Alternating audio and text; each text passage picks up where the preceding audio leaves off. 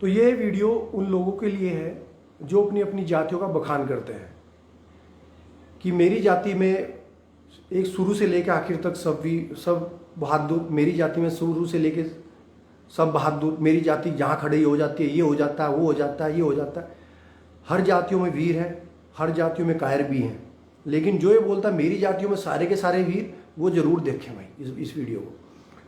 तो मैं यहाँ पे एक चीज़ कहना चाहूँगा, जो भी मैं बात बोलूँ वो तर्क के साथ बोलूँगा, और दूसरे भाई यदि इसका कोई उनको लगता है उसका कोई जवाब देना है वो तर्क के साथ दें और सभ्यता के दायरे में दें और तर्क के स्वाद दें।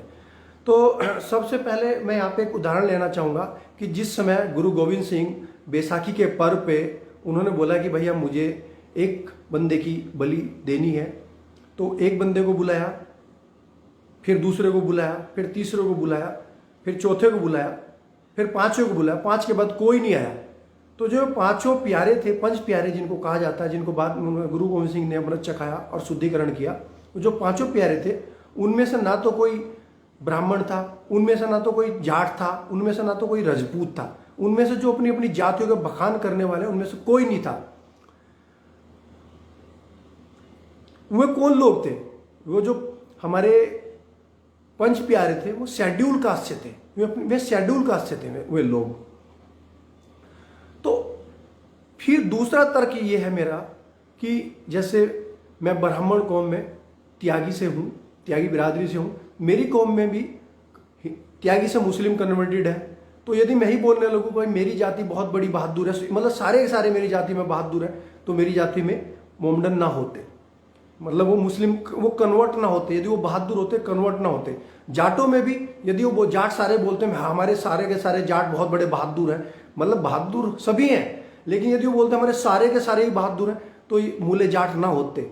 तो ऐसे ही ठाकुरों में भी है, गुजरों में भी है, सब में जितनी भी जाति है सब में है। कुछ भाई इसका तर्क ये देंगे नहीं जी झुकना अच्छा रहता है, उससे अच्छे यदि ऐसी बात थी झुकना अच्छा रहता है तो बंदा सिंह बहादुर जिनको किस निर्ममता के साथ उनके प्राण लिए गए उनको देख लो, लेकिन वो कभी कन्वर्ट नहीं हुए।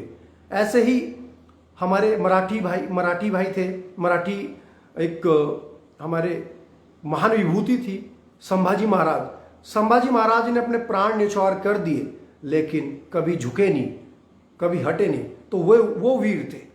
तो यदि वो बोलते हैं कि भाई हमारी जाति में सारे के सारे वीर, तो उन वीरों को मेरा ये है यदि तुम्हारी जाति में सब में वीर होते तो जब 5 प्यारे तुम्हारी जाति से होते, 5 प्यारे किस जाति से हैं? वो शेड्यूल कास्ट से हैं, शेड्यूल कास्ट से हैं। एक भी 5 प्यारा ऐसा नहीं था जो ना तो ब्राह्मण से था, ना वो जाट से था, ना तो वो राजपूत से था, ना वो किसी भी गुज्जर से था, किसी भी जाति से नहीं था। वे सारे के सारे 5 प्यारे शेड्यूल कास्ट से थे। ऐसे ही मैं यहाँ पे एग्जाम्पल दे रहा हूं कि जो हमारी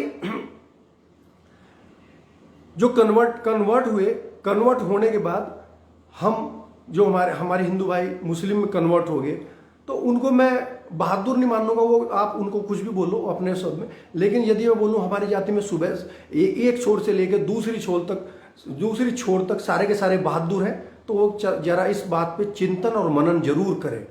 फिर कुछ भाई ऐसा एग्जाम्पल देते हैं कि भैया हमारी कौम में ये बहादुर, भैया हमारी कौम में भी बहादुर है, ब्राह्मणों में एक से बढ़कर एक बहादुर हुए हैं। हम मंगल पांडे जिन्होंने 1857 का विद्रोह की शुरू किया था, जिन्होंने अपने बलबूते पे उस समय कोई विद्रोह में किसी के अंदर ताकत नहीं थी कि उस विद्रोह शुरू करे। जिस समय वो बंदूक की गोली जिसपे एक अलग तरह का किसी मांस लगा के गोली उतरवाई जाती थी, मंगल पांडे ने उसका विद्रोह किया।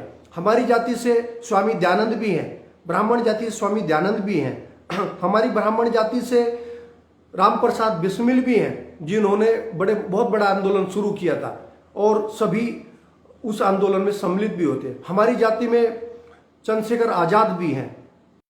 त्यागी जाति ब्राह्मण जाति त्यागी पे सीमित नहीं है। हमारी जाति में तिवारी भी हैं, हमारी जाति में मिश्रा भी हैं, हमारी जाति में द्विवेदी भी हैं, त्रिवेदी हैं, चतुर्वेदी हैं, शुक्ला है। मेरी जाति, यदि मैं अपनी जाति का ही बखान करूं, मेरी जाति नॉर्थ से लेके साउथ तक है, कम नहीं है। मेरी जाति नॉर्थ से लेके साउथ तक है, हर जगह है ब्राह्मण जाति। तो लेकिन मैं ये नहीं कहता जातियों जो अपना ये सोचता है ना जो आदमी कि मेरी जाति बड़ी, मैं जातियों पे तो थोड़ा सा मुझे बोलना पड़ा कि भाई मेरी भी जाति इतनी फैली हुई है, क्योंकि हर लोग बताते हैं मेरी जाति में ये, तो मैं भी थोड़ा सा अपने जातियों के बारे में भाई चर्चा करूंगा जब ऐसी बात है। लेकिन ऋषि दयानंद ने कभी अपने घर के बारे में नहीं सोचा, उन्होंने राष्ट्र के बारे में सोचा। राम प्रसाद बिस्मिल ने कभी अपने घर के बारे में नहीं सोचा, राष्ट्र के बारे में सोचा। चंद्रशेखर आजाद ने कभी अपने घर के बारे में नहीं सोचा, राष्ट्र के बारे में सोचा। मंगल पांडे ने कभी अपने घर के बारे में नहीं सोचा, राष्ट्र के बारे में सोचा। महावीर त्यागी ने कभी घर के बारे में नहीं सोचा, राष्ट्र के बारे में सोचा। ठीक है जी। तो एक से एक हमारी जाति में भी वीरों के एग्जाम्पल भरे पड़े हैं, हर जाति में वीर हुए हैं। लेकिन ये यदि ये कहीं पे आ जाए कि भाई हमारी जाति बहादुर है, तो उस थोड़ा ज़्यादा सोचो और उस पर मनन करो। मैंने गुरु गोविंद सिंह का उदाहरण दिया, मैंने बंदा सिंह बहादुर और यहाँ पे संभाजी महाराज का उदाहरण दिया। ऐसे ही जो आदमी अपने घर के बारे में सोचेगा वो उसको घर तक सीमित रहेगा, जो अपने समाज के बारे में सोचेगा वो समाज तक सीमित रहेगा, जो आदमी देश के बारे में सोचेगा वो पूरे देश के लिए एक धरोहर है, वो पूरे देश के लिए धरोहर है। महापुरुषों की इसलिए कहा जाता है कि महापुरुषों की कोई जाति नहीं होती, कोई धर्म नहीं होता। वो तो मैं थोड़ा सा मुझे माफ करिए कि मैंने इस तरह से मुझे बताना पड़ा। महापुरुषों की कोई जाति नहीं होती, ना कोई धर्म होता।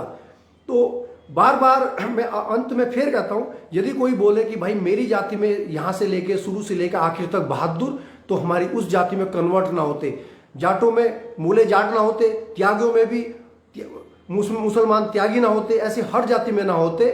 तो मैंने यहाँ पे एक अपने जो दिल की बात थी, बहुत दिनों से मतलब कुछ बात आदमी अपने जो भी उनकी बातें रहती हैं फेसबुक के माध्यम से, कैसे भी माध्यम से, उनको ऐसा लगता है कि बस उनकी जाति में कमी हर जाति में है, हर जाति में हर तरह के लोग मिलते हैं, हर जाति में महापुरुष पैदा हुए हैं, हर जाति में कायर कहीं ना कहीं कायर भी मिल जाएगा। लेकिन यदि कोई जातियों के बखान में बोल दे कि नहीं जी मैं तो बहुत बड़ा जाति, मेरी जाति में तो ये है, मेरी जाति में जहाँ जाति ये होती है, तो ये जो उन जातियों वालों के लिए है, वो मेरी जाति इन बातों को सोचे और मनन करे और उसके बाद कभी जाति प्रथा ना सोच के राष्ट्र में अपना योगदान दे। ये मैं भी यही सोचता हूँ कि मेरी जाति का राष्ट्र के प्रति क्या योगदान हो सकता है। यदि मैं किसी समाज में हूँ, मैंने समाज के साथ चल रहा हूँ, कि मेरा समाज, मैं जिस समाज से बिलोंग कर सकता हूँ, मेरा समाज देश के लिए, राष्ट्र के लिए क्या कर सकता है। तो सभी आदमियों के लिए राष्ट्र प्रथम होना चाहिए। जातियों में बंट के जिस दिन हम जातियों में बंट जाएंगे ना, फिर धीरे धीरे एक बहुत बड़ी समस्या इकट्ठी हो जाएगी।